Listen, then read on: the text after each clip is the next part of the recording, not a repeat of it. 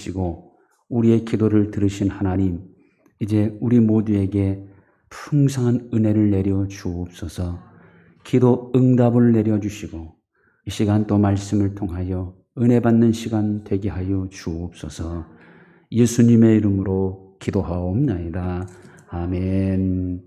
하나님의 말씀 요한복음 6장 신약성경 151쪽 요한복음 6장 1절로 14절입니다. 한 절씩 교독하시고 14절은 같이 봉독합니다. 그 후에 예수께서 디베리아의 갈릴리 바다 건너편으로 가시매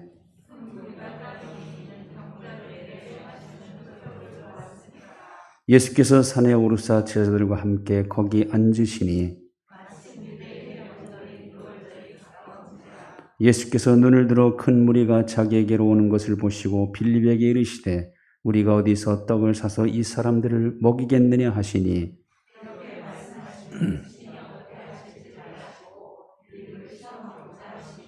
빌립이 대답하되 각 사람으로 조금씩 받게 할지라도 200데나리온의 떡이 부족하리이다.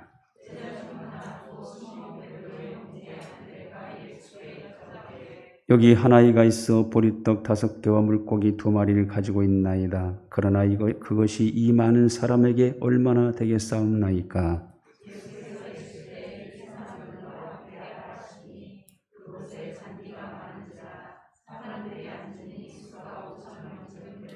예수께서 떡을 가져 축사하신 후에 앉아있는 자들에게 나눠주시고 물고기도 그렇게 그들의 원대로 주시니라.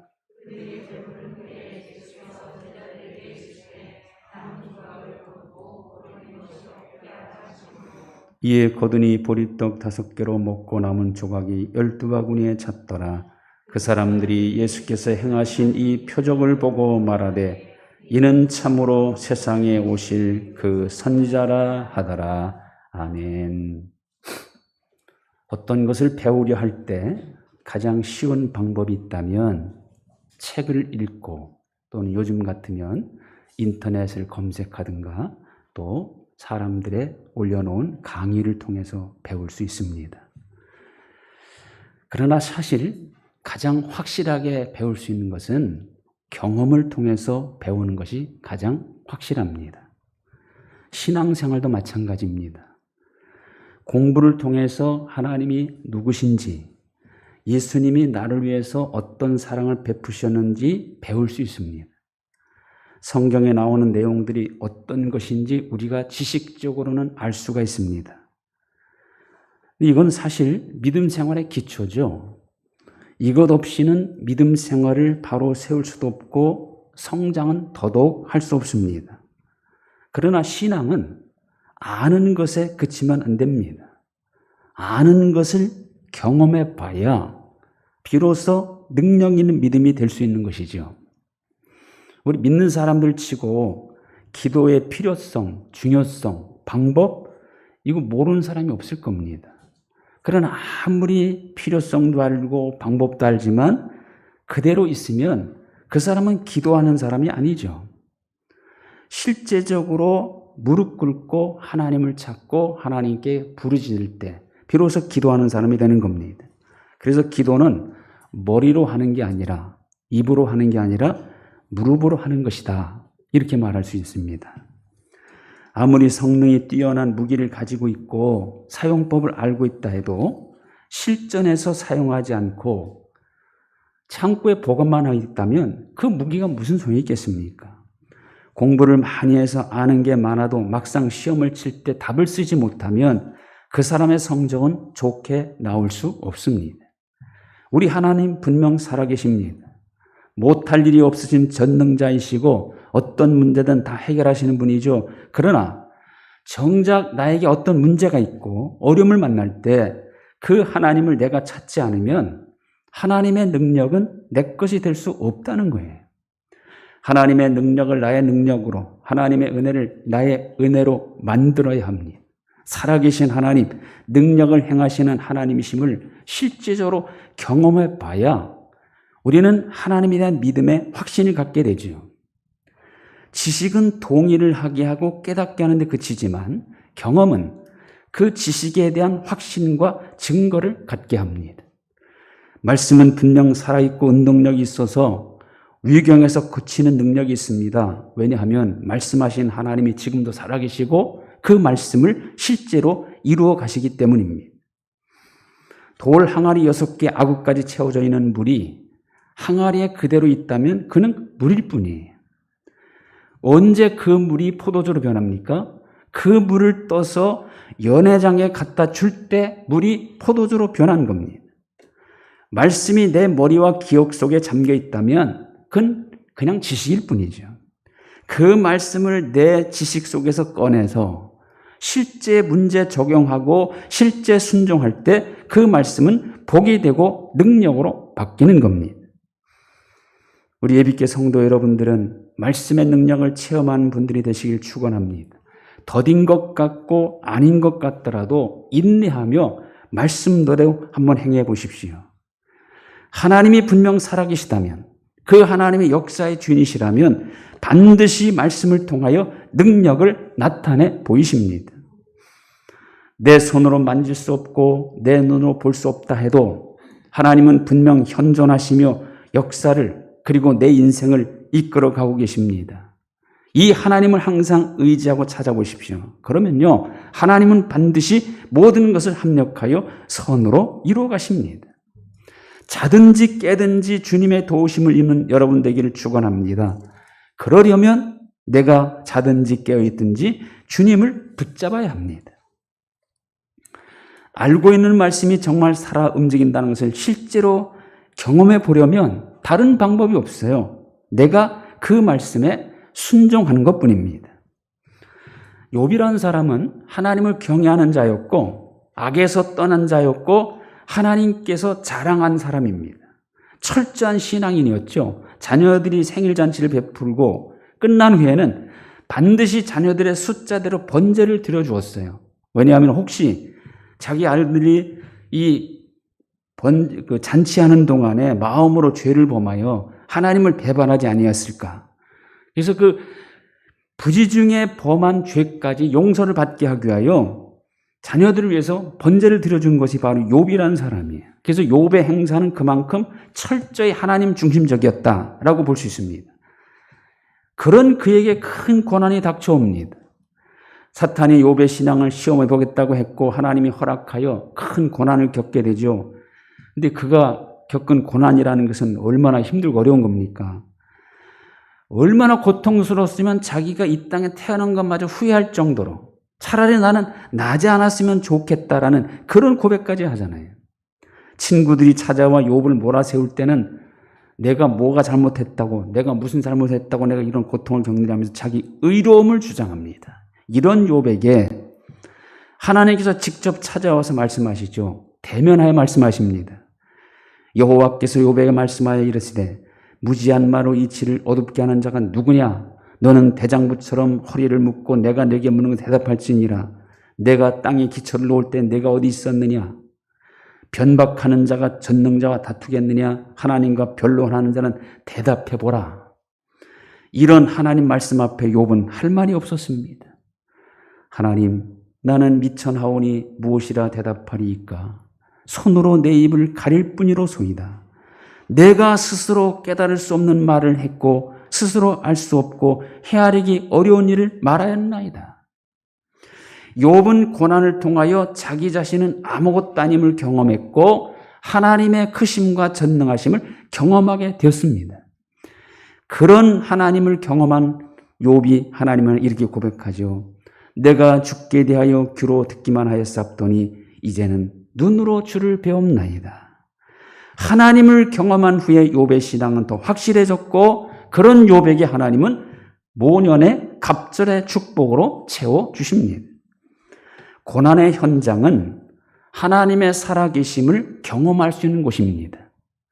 순종의 현장은 하나님의 말씀의 능력을 경험할 수 있는 곳입니다. 감사의 현장은 하나님의 더 큰 은혜를 경험할 수 있는 곳입니다. 경험은 더 확실한 믿음으로 세워주고 주님의 능력을 나타내는 믿음이 되게 합니다. 자, 오늘 그 말씀은 오병이어의 사건이죠. 이 사건은 사복음서에 다 기록될 만큼 아주 중요한 사건입니다.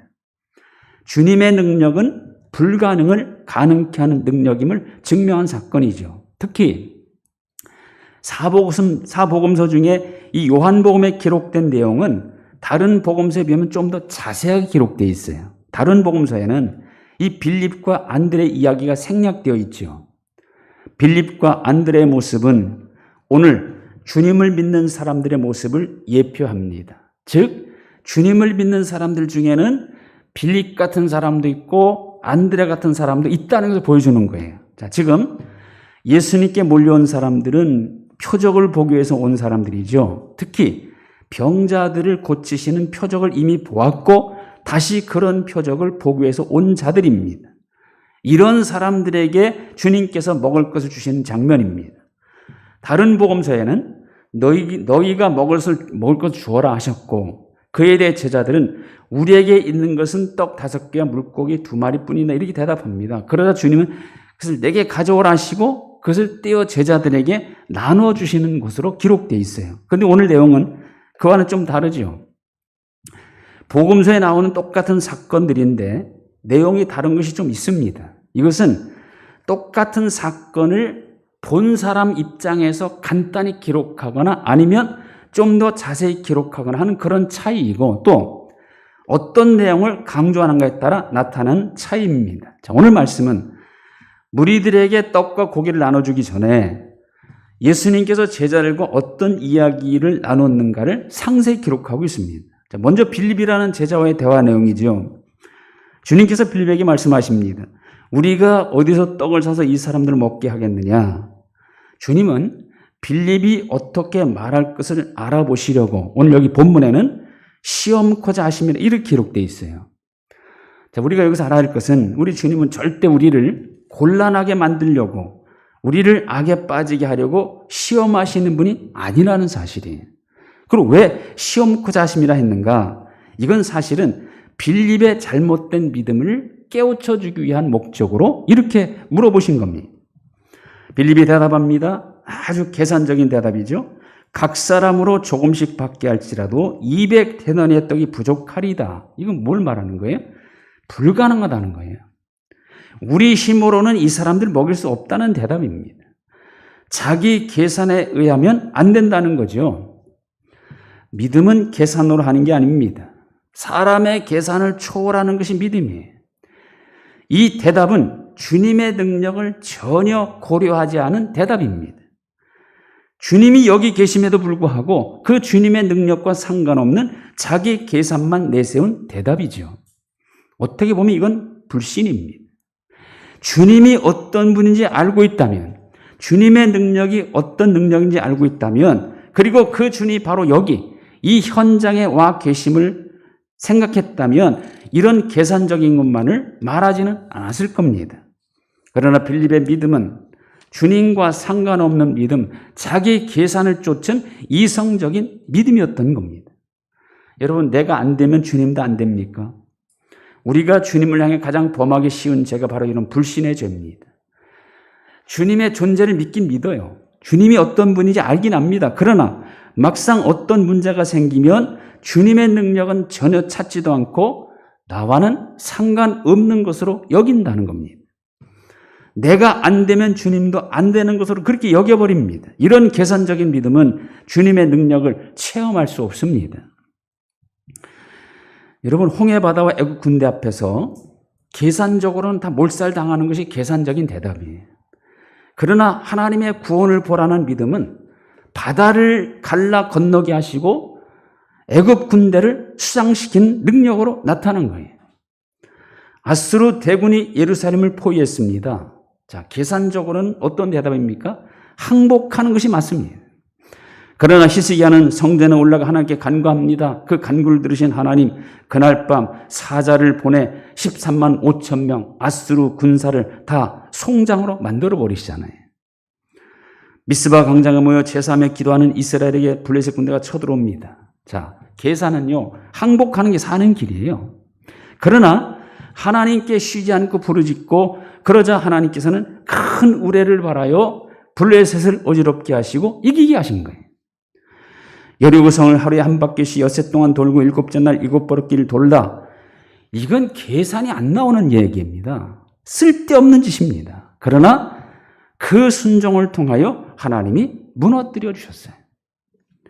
주님의 능력을 우리 계산 속에 가두지 말아야 합니다. 계산적인 믿음은 능력을 체험할 수 없습니다. 계산을 초월해야 합니다. 자, 이제 안드레가 나서죠.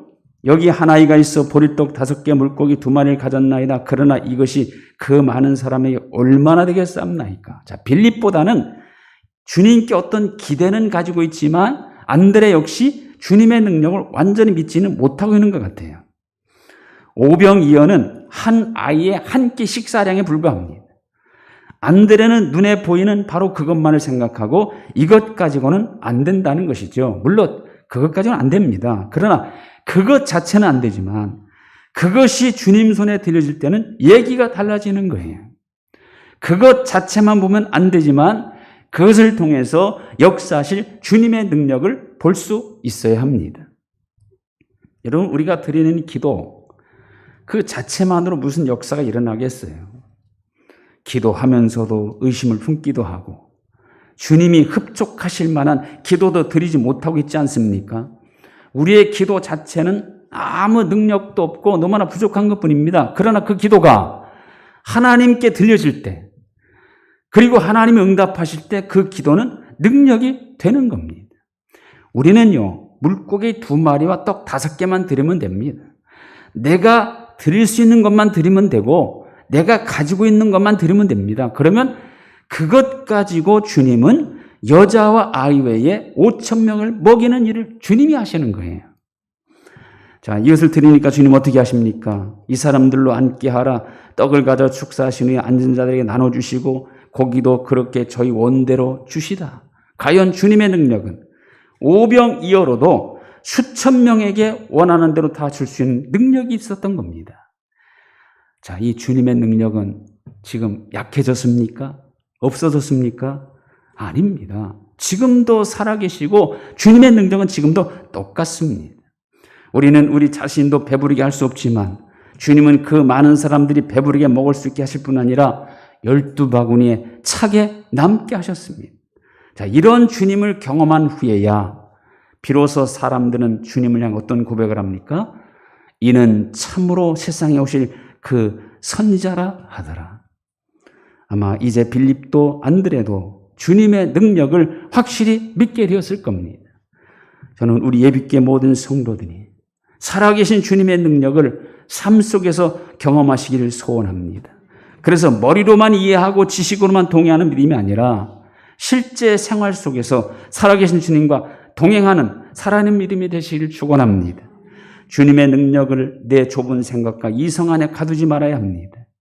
우리 자신이 주님께 드릴 수 있는 것은 비록 작고 보잘것없지만 그것이 주님 손에 드릴 때는 큰 능력으로 나타나는 것입니다. 내가 지금 할 수 있는 것에 최선을 다하면 됩니다. 우리의 작은 기도가 역사를 움직이는 능력이 되게 하시고 우리의 작은 순종이 큰 축복이 되게 하십니다. 이 하나님은 살아계십니다. 언제라도 우리 곁에 계셔서 우리의 능력이 되어주시고 도움이 되어주시기를 원하십니다.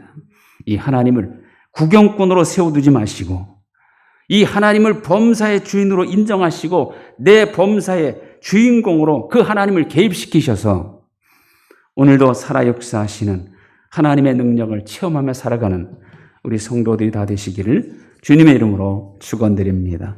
하나님 감사합니다. 분명 하나님 살아계시고 역사하시는 줄로 믿습니다. 이 하나님을 날마다 체험하며 살아가는 저희들 되게 하여 주옵소서. 예수님의 이름으로 기도하옵나이다. 아멘.